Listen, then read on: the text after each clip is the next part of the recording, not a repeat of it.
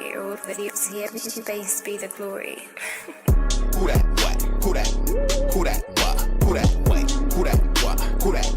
Who that what? Who that what? 28 what? Who that? Hold that what? Who that what? Free back what? Who that? Whoa, slim way. Welcome back to Who That 2 for 2. I'm your host, Tim May. This is episode 31 of Who That 2 for 2 on the Solar Podcast Network at More 94 Studios. We are sponsored by Alive Daily Best. And today, we got the farmer man from Freeport, you know. I said it like Berkshire? Yeah, Berkshire, Bahamas Farms. Okay, so before we get into the why we here, I need to know, I know this man, you know, it's basketball season, NBA season. I just, you know, put my crown on. I wonder, you know, they invited me, the Grand Bahamians invited me to their fantasy group. 7 of them, me won. First year I come third, you know, 2020. Last year I come second, but this year I win. I win, you know. But you know, thank you, man. So it's playoff time now. My heat in second round. How you feel about these finals? Like, these conference finals. I feel bad about the Bucks, Middleton out. I feel like tell us what to catch them. No, I mean Miami looking good, but the East they're more competitive this year. I think Tatum, it's exciting. and Tatum, even though he's 24, he didn't take as long. He didn't play deep in playoffs from he was a rookie. So I feel like this really like I ain't expect going to him, but I really worry about the Celtics. Yeah, no, the Celtics looking good. I thought the Nets would at least win one. Something, Yeah. But what they say, you gotta have two Robins, you gotta win the ring, you know. Right. You got either Batman or Superman on the team. Batman. And over the East, I them Warriors, boy. They're looking good. You know, my dream situation is I hope Bahamian make it on the West side, so I could go and try to get your game, either Clay or Aiden. Yeah, I mean Phoenix looking good, but right now looking a little tight.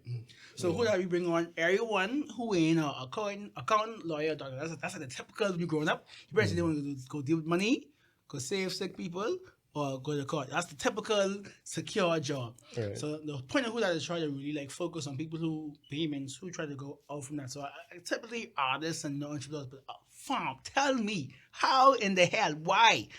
Walk me through this. Why farm? I mean, we need that shit. You know, we just import too much shit. But tell me, what was it like? Was it like the typical story you was in the backyard growing things when you was younger? Or like as a epiphany when you was older, like, boy, I can make some money. And like you said, just not a lot of part. It's like an epiphany. So if I give you a little background, I actually went to school for finance and computer information systems. So, see, the safe job. Right. Safe Yeah, job. you know, it's always going to be around. You need those people. But after a few years, you realize you're working for a company. Yeah, it might be cool, but you want more for yourself. So I had a come to Jesus Like moment, right? So I injured on the people them job. I assume like on the people them job, but you wasn't working. I mean, I was working. I'm still there. But what happened in 2018, I injured my knee, and I started realizing that you know you could be replaceable on somebody else's job. I'm out of work for about 2 months. Yeah. I mean, I'm still there, but during that moment, I'm That thinking, fair of like, boy, okay, like. yeah, what else can I do? So after going through recovery, growing up, my family always visited Exuma. And we have an uncle there right off of Georgetown. It's a little key called Stalking Island. He has a restaurant called Chat and Chip. So Okay. right. So yeah, Kenneth Bow, that's my uncle. Okay. So they have a pig roast every Sunday. But you know, growing up, you got to be back to school for Monday. I always missed it. And we haven't been there for about 10 years. So Daddy's birthday was coming up in February 2019. So I said, you know what? Let me buy some tickets. Let's go down there and experience this. So we go down there preparing for Sunday. And I think that Friday, he's like, well, let's go by the farm. I was like, go by the farm? And it clicked. I was like, that's economics 101. Yeah. He's so able all to... this is where the big coming from Exactly. And it's like, he's able to supply his own demand. So I'm looking at if he's able to do this and be successful at it in Exuma on this little key, imagine what we could do in Grand Bahama.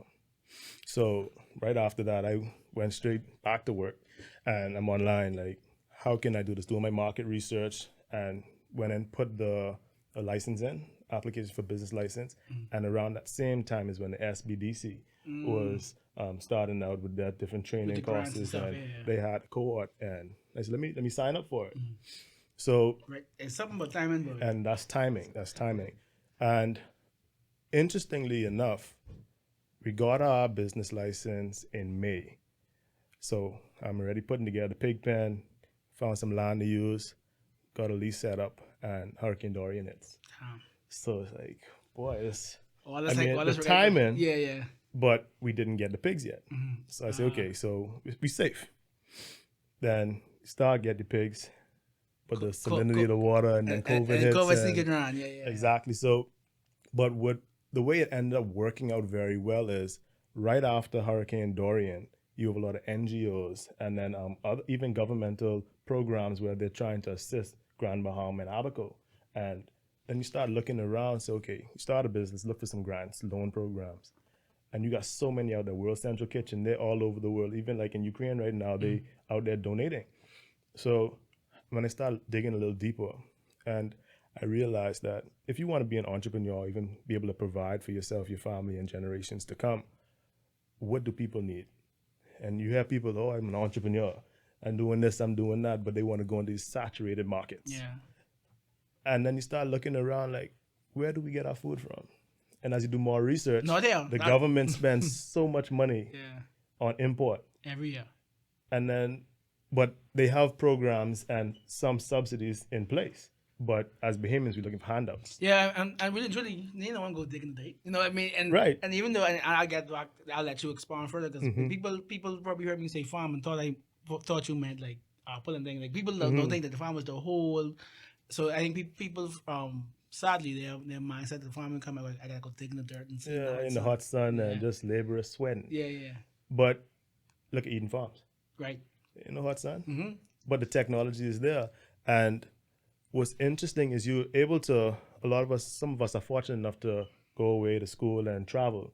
And see the world. Right. And then you have an appreciation for what you have at home, but we're right next door to the United States of America. We have access to all the technology, we just don't implement it. We don't use it. And we don't we don't care. You don't, man, Right. yeah, I just buy my Wendy's. Yeah. But we have a group of people right now who are very health conscious. A lot of people are now want to be organic or vegan and all of that. So you look at how your food is raised. So when I was doing my market research, I remember going to Solomon's in Grand Bahama, and I was like, okay, I want to speak to the manager, whoever deals with bringing in the pork. So the guy looks at me like, oh, you need to write a letter. I write a letter? It's an ask question, bro. So I say, okay, let me put it to you this way. Right now, we at Solomon's, Queens Highway, Grand Bahama. 10 minutes down the road is where they call the farm road. Can you imagine just driving out there? You pull up at a farm, and you can see the animals there. You could go pick your pig. That animal could be harvested, dressed, inspected within an hour or two. And in your store, on your shelves, that's what you consider fresh pork. But when you go to a farm, you can see how the animal is treated, how it's raised. And those are the things that a lot of Bahamians don't think about. So at Berkshire Bahamas Farms, it's more than just raising food for animals, but it's also about educating the community, helping people understand where their food is coming from. And I mean, right after the pandemic or during the pandemic, people run into the food stores. You got shelves cleared. Listen to me. I people still wondering where don't food coming know. I from. still don't know why all this toilet paper gone. Like, what you thought was supposed to happen? Why was the toilet paper gone? I remember, like, wait, what is the problem? Like, y'all thought like there was an end and that you couldn't write by us. Like, that was always my figure. Yeah. Like, I figure water, food, but why toilet paper? You know. But even with that, how many water companies are around? That's Tree. essential. True. But you need water. Yeah. But it's just those kind of things that you think of. People want to get into business, but saturated markets. So I want to do hair, layers, lashes. I want to sell clothes and shoes. But what about the bare necessities that people need every day? Gotta eat. Right? And then when you start thinking of farming, if I take you down a little road, let's say, okay, you want lettuce. Yeah, you might put it in the soil and water it, grow it. But there's more to it than that. There's a science behind it as well. What about the quality of the water you feeding it? What about the fertilizer you use, and what about the soil? What's the chemistry of the soil? Further down, let's say with animals, feed is the most expensive side of farming. Where you get your food from? What kind of food? What's in the food that they're eating? Does it help them grow faster, slower? Does it like genetically modify the? Because you always just say, boy, them people in the States is grow bigger because they're. I guess the old parents, people always say, yeah, man, they just inject the chicken over there. That's what. Yeah, and then sometimes you see the chicken breast huge like that, and it's like, well, what is it eating? Yeah. And then you have some people like now we have fresh brown eggs, and a lot of people they want organic, but you don't have to necessarily call it organic. Organic, you have to have an organic license to call it organic, but it could be free range. So where we raise animals on Earth. So you start to think about, well, how did God design these animals? When I first got started, I had other farmers, some mentors, you got to put them on the concrete. But when I start doing it, and you pay attention to the animal, you see how they could get a disease, how they can get injured easily. You imagine a 300, 400-pound animal walking around. The hooves are really just nails all day. Yeah, wow. They end up having this thing called foot rot. The nails start to decay, and that could cause an infection. And the animal I had, a 300-pound pig, died just like that. Wow. And then when you calculate, okay, I won't look at the animal as an animal today. Let me look at it as money. How much pork could I have sold from that animal? But because the way I raised it could cause that. But also, you have to look at the way you raise the animal with stress levels. So if an animal feels like it's in captivity and it's stressed out, that affects the quality of the food. Right. So it's all those things that's a part of it that people have no idea about. So how long did it really get you your shit? How long did it get you to get to this point? Like what you say you had a few mentors. Like, so what steps did you take to like really educate yourself? Because this ain't something you could just read in the book one day and know. I think a lot of it has to do with passion. So I wouldn't necessarily say I'm really passionate about farming. I'm passionate about development. So seeing something go from nothing to something. So when we first got started, it's just bare land. But you push it down, you erect a building here, you put the water system in and all that. I mean, even being a farmer now, you end up doing your own carpentry and plumbing and all those kind of things, right? But for me, I really enjoy being able to see how we can get from one step to another. So when I first got started, and I'm not always big on reading books, but we have this thing called YouTube University. Of course, yeah, man. Everything is on YouTube. Everyone in this room has been a good graduate of YouTube University. Exactly, and you subscribe to some of these channels, man, that's popping up on your phone first thing in the morning. You know which day you're getting something from Justin Rose or Joe Saladin, these like big time farmers in the US. And the way farming happens outside of, I think in the Bahamas we stick to tradition too much. Like the world is out there, the knowledge is out there, and it's right at your fingertips. So even the use of technology. So being able to find what's out there and being able to implement it. So we went from, say, spending $25,000 on a pig pen. And I watch a few YouTube channels. And you don't have to watch the whole video. You just see a few things, take some notes, and let me try this. Go on Amazon. They use polywire, electric fencing. I found a solar panel for $150. And it could run up to 5 miles of polywire. Find some polywire. Polywire is like 1,500 feet for $30. Wow. So all you gotta do is put some stakes in the ground, put the insulator on it, and run that around. Yeah. And the animals are so intelligent. Once they're young, you can add it to the solar panel, put them in there with food. They know where the food and water is. Once they get hit a couple of times, like, I'm messing with that. They ain't go back no more. So you go from spending so much money on this area, and it's not that expensive in this area. And now I want to encourage more people to get into farming. I remember when I first got started, people wanted like, oh, you don't want to deal with this person, that's your competitor.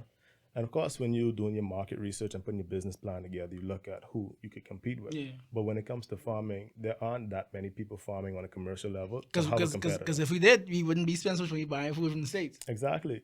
But even with that, we don't have enough farmers to feed one island. Even Grand Bahama alone, where the population is so much less than Nassau, New Providence. But you really aren't a competitor. If anything, you'd be competing on is raising your standards. Some people want to feed the animals slop. You don't got to feed them slop.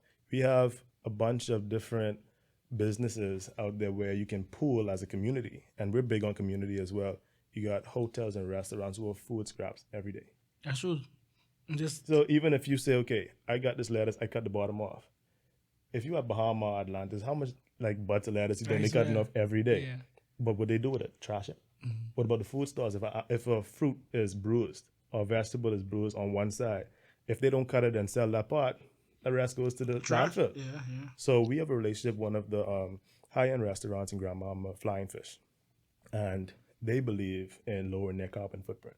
They have a sign on their door, on their fridge door, a walk-in freezer that says, save the food scraps, the fruit and vegetable scraps for the piggies. Wow. So every so often they send me a message, hey, the buckets are full. That's good, man. I go pick it up and that's a treat for the pigs.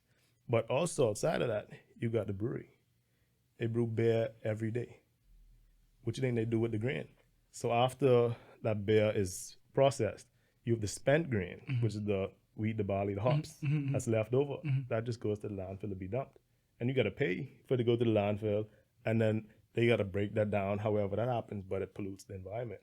But if you say, okay, well, the animals can eat that.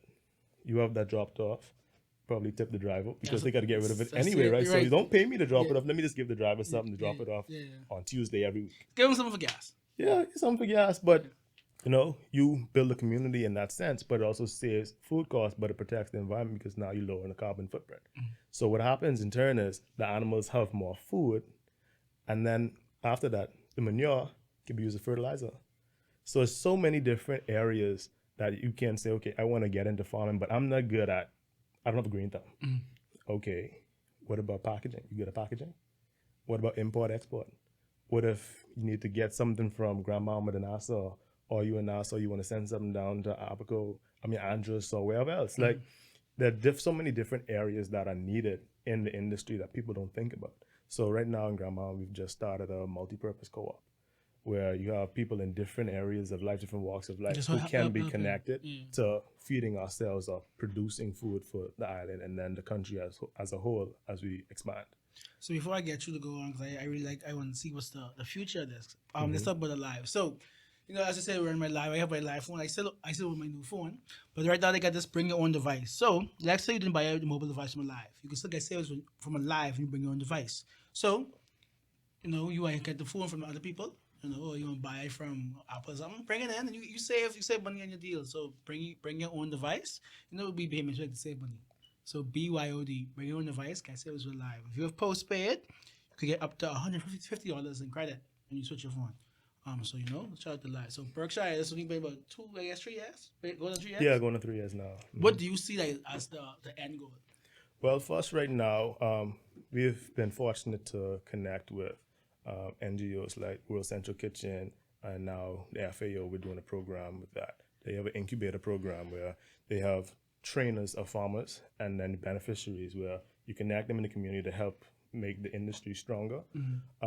But we also able to touch more on the agribusiness side, but we also want to tap into the agritourism side. So imagine you go to a farm where you can see the chickens grazing, free range, you know, eating from the earth, scratching, laying their eggs. Then you have another area, you got some turkeys, you got some sheep and goats. You even have the area where people could do goat yoga, you know? What? You have the mutton doing yoga? Yeah, man, people do these things, you know, people like do their yoga in a peaceful environment. They got animals around. Wow.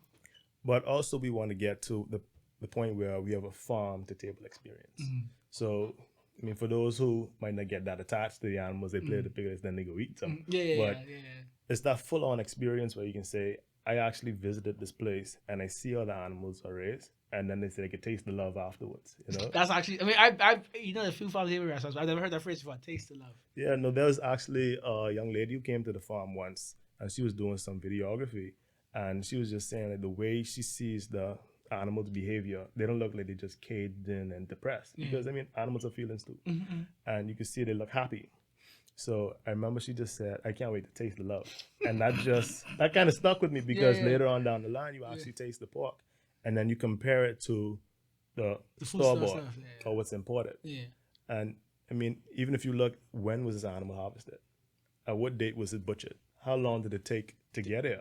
How long did it sit in the container before it got on the shelf? How long did you buy it and put it in the freezer before you cook it? Exactly, you know? So that's a whole part of the experience, especially for those who are foodies and they really want to experience a good meal. So what actually do you have? I got a couple of what do you have? Like where you So right now, to date, we have chickens, ducks, and pigs. So, I mean, I'm really interested in having a lot of other animals. But I think it's wise to, you know, get comfortable with each animal at a time. You know, you get started with the pigs. Okay, these are things that they experience. Okay, I gotta work on this area a little bit. Okay, let me try the chickens. They're a little easy once they put them in the good space. You know, okay, they protected there, they fine. Okay, now we put a pond in the other day. So now the ducks, they happy. We found some eggs the other day, so we got some ducklings on the way. Nice.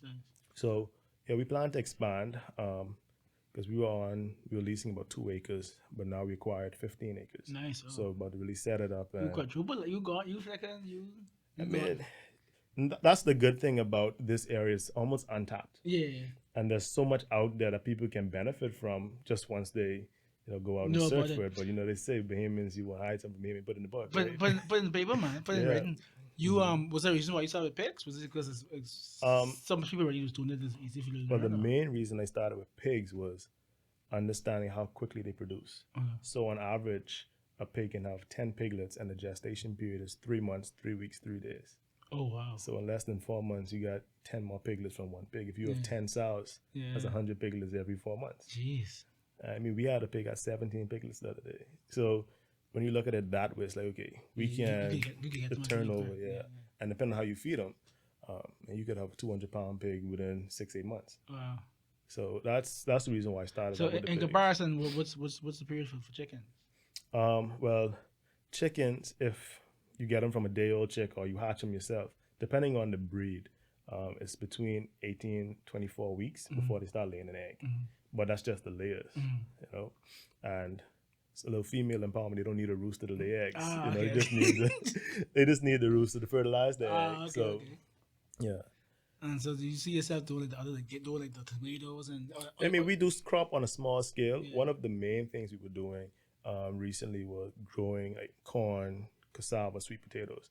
Things that, I mean, we can eat and also sell, but mainly to make sure the animals are fed. Because like I say, the highest cost in livestock farming is the feed. And you raising pigs, they eat a lot. And you talk about the positive. What has been like some of the drawbacks, like something you waste money on, or something, or maybe you had the point yet where you just been having. I mean, I had my days where it's like, boy, this just don't make no sense. I think the first issue we had, and I'm glad it happened early, right after Hurricane Dorian, the area where we at, we got wells. So I mean, even when you look at the cost, if you have city water, you have a serious bill every month because pigs, they drink a whole lot of water. And then understand the anatomy. People think pigs are nasty animals. So if you see them wallowing in the mud, that's really because they're trying to keep cool. Pigs don't have sweat glands. Okay. So you use a whole lot of water. So we have wells in that area, but after Hurricane Dorian, a lot of wells were compromised. So the salinity was really high. And then the bacteria in the wells. So at that point, I mean, I don't know anything about checking the pH of the water. So I got these pigs. I raised it to about 150 pounds. I had this pig for about a month now. Dropped down dead. What's wrong with this pig? Yeah. And 1 week I got about 5 pigs dropped down dead, And just like that. What's going on? So I had to reach out to the guys at the utility company. I see y'all testing the water in these other areas. Like, I need to get a test of this water, get a sample. And it's like, boy, your salinity is high. So we had to start treating the wells. But like I said, I'm glad we started small because at first, Imagine if you had like a bunch of pigs. Because I mean, when we set up our pen, this pen could hold about 300 pigs. So I'm thinking, okay, let's see if we could get 100 pigs. Let's start quick. Because when you get in the business, you already have your financials. And I'm looking, okay, if I could turn over this amount of pigs in this amount of time, and I have a breeding program going on, well, I can leave this job. So luckily you but I started. said, okay, let's start small. Let me understand these animals first. But there was one point I was like, boy, this ain't making no sense. They say you burn the money, you're throwing away money. What? So you have those experiences, and then even with the chickens, you had an issue with dogs came in the area. Terrible. We had like 90 hens at that point. One morning got up there, 40 of them dead. Wow. So it's like, okay. Because I guess they help the fencing. Well, and that's another thing with farming, and a lot of farmers have that issue. Fencing is very expensive. So trying to secure your perimeter. So of course, right after that, we worked on that. And that's what really pushed me into the electric fencing. Like I said, that's pre-electric fencing. Right, that's right before. And I kind of slunked on it because I think around... Well, like they say, not until it happened, you don't think you need it. Right, because I had the electric fence sitting there. I said, I'll set it up later. I mean, the chickens, they're good. I found this little coop on Amazon, only cost about $500. And they've been in there fine. I already collecting a couple dozen eggs a day. It's good for starting out. Well, I put almost half of it. Next 2 weeks later, a raccoon. Well, that's like, I haven't had them in and you got plenty of them, especially in areas where there's a lot of bush. You know, and they all seeking food as well. So you have to understand. Okay, you feed your animals. After a certain point, you got to take that food up. You leave it out there. Other animals come in, then you have a rat problem. So I said, let me put this electric fencing down. So you and still have that slowed it down. your full job. So talk to me about having people to trust, like to run the farm while you actually work. So I'd say that's the most. I mean, it is difficult, but I'd say rewarding as a whole. Something my dad talked to me a lot about is it's easy to just fire somebody or just quit dealing with them, but it's more rewarding when you're able to manage them and bring them along. So as we all know, Bahamians ain't the easiest people to work with. So imagine out in the hot sun, and I know what it is because I used to have to go out there first thing in the morning before work. Let me make sure I feed these animals. I got to clean up after them, and then come out later. Then go to your job. And then go to My the job. goodness. So, but I mean, if you couldn't be passionate. yeah, but if you're gonna be a manager or even a business owner, entrepreneur, you have to understand the ins and outs of the business. You can't just say, okay, well, let me hire a couple people and you go do it. You got to know how it's done. And then it's even how you get the respect. I could come out there, okay, look, you don't want to do it, let me show you how to do this. I put my boots on in that pen, I clean that up. That's no problem. So I'd say staffing has been the most difficult part, trying to keep consistent workers. People, they always put their best foot forward. But after a while, you start to see them slack off a bit. So I'd say that's been pretty challenging. But we have a pretty good team at this point, and now that we've acquired more space, we're looking to expand. So you get to a point where you have eggs being laid every day. So that egg market, that can start to push, because people eat eggs all the time, all day, and they put it in desserts and whatever else. So if you're having breakfast, and then our main thing, we don't really focus on going into the grocery store. And I think that's one of the biggest things that farmers have to look at. The food stores, they got to make their money too. So if you come in with your eggs at a higher price than what they're already selling it at, then they got to put their price on top of that. So you have to also understand, well, if you want to get into the food store, which food store you go into, because then you got to understand your demographics. So how are you managing that, being able to sell your stuff and get it sold? So we had to start getting into more on the retail technology side. Okay. So, and then you start introducing different revenue streams. So we also sell animal feed and we sell manure. So those things, they help with the turnover, because a lot of people get into raising their own chickens. Everybody got a couple of chickens in the backyard now. But for us, I realized early on that if I get into the food store, it's cool. But once I start doing that market research, they bringing in pork, some $1 a pound, 90-something cents a pound at the time. Of course, everything's going up now. But what's my cost of production? I got to pay my guys. You got a power bill to run the wells, the pumps in the wells. You got to get the feed. So all of those things, the cost of the production. And then even like securing the area, so many other moving parts with the operational cost. So when you price it, right now our price is about $5 a pound for pork. So me trying to get it in the food store, and then they tack their price on top of that after they do their butchering. It's difficult based on, like I said, the demographic, which food store you go to. So I realized that, what about chefs? You got a lot of private chefs. You got restaurants. You got some hotels. They can sell it. So what if me randomly want to buy some eggs? Well, so we also sell from the farm. And that's when I first got started, I had to kind of pitch that to one farmer. I went out to his farm. He's like, man, I got a whole bunch of bolted broccoli and cabbage and all this stuff. You could take it for your pigs. So I went out there, I saw the guy, he got rows and rows, a bunch of different things. I was like, who do you sell to? So he said, man, I'm trying to get into the food store. I said, but you got all this here right now. Yeah, I said, did you read your business license? He said, what you mean? I said, read it. You're licensed to sell whatever you grow. Your farm is your store. And imagine just that experience where people love to go to a farmer's market, but having them come to the farm and pick their fresh crop and take it home, that's an experience as a whole. That's like you go like you buy Christmas tree, you go right. You will go pick yours. So if you can go there and say, okay, that looks good. Let me get that one, and you put your price on that. I mean, even just for them coming there, that's an experience for them. Some people don't have a problem buying it all that way. And that's an easy experience. People like to go sit in the food store in the stuffy AC, smell bad food store. And you could go outside and you see it. I go inside the coop. Okay, how many dozen you need? Let me get a couple eggs for you. Clean it off, put it in the carton, or even give them a little education. Well, the eggs will last long if you don't wash it. So, I mean, it might have a little poop on it. You wipe it off, but it stays fresh longer. But you understand how it really works, and you actually meet the people who are raising your animals. Then you see the connection with the animal and the farmer. So we also do that. We do farm tours as well. So having a mother who's a teacher, that works very well. We also do community service on the weekends. So high school kids who need some hours. Makes So we sense, get some makes free sense. labor, but Yeah, they of also, course, it works. It's a community, It's a you know? symbiotic relationship. Right. So yeah, we sell directly from the farm as well, and sometimes every now and then we go to a farmer's market. But we have we use MailChimp, so we have a mail listing where you buy something from us today, we get your contact information, so now you're locked in. Yeah. Unless you decide to unsubscribe, but Yeah, you're locked in. So anything that's this happening, food, the scene, like I ain't trying to sell the random item. This that you don't need all the time, right? So you eat food every single day. And then you connect that with short form or whatever. You have your website set up, and everything's online. Get your online platform payments, and that's the direction we want to go with it. So we don't just treat farming as farming; it's a business. It's a whole experience. Right. So we get this. How can people call you? Is there a number they can call if they want to set up something? Yeah, so the number is easy. It's 242-441-7777. So that's our number for Berkshire Bahamas Farms. We're also on Google. So if you go on Google and you type in Berkshire Bahamas Farms, you'll see all of our information. We're in the process of setting up our website. It's almost ready. We're also on Instagram at Berkshire Bahamas and on Facebook at Berkshire Bahamas Farms. So this has been episode 3 with Who Dat. Again, Alive, bring your own device. So if you want to save some money in your life, it's supposed to be a prepaid, bring your own device. Like I have this whole 11 right there, bring it through.